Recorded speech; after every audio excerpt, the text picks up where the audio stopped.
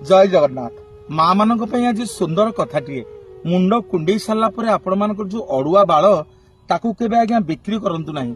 जी आपण बाल किणिकी नौछि ना आपन को लोभ लगुच 2000 3000 टंका से मुंड चुटीर ओजन केजी ताकू बिक्री करदे 200 300 500 टंका हम आपण आनिकी खर्च करदेबे मो मुंडर चुटी बिक्री आज 500 टंका आनी तेबे आज्ञा सेमती करंतु।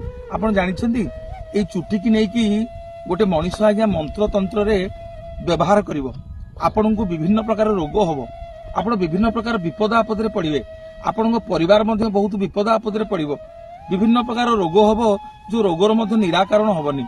तेणु ए अड़ुआ बाल को बिकिला बेले टिके चिंता करिवे। ए अड़ुआ बाल जो माने बिक्री करंती तांकु सब अभाव अनाटन लागि रहे। ए अड़ुआ बाल को जो माने बिक्री करंती लक्ष्मी सांदाणी ताकु भल पांतिनी आज्ञा।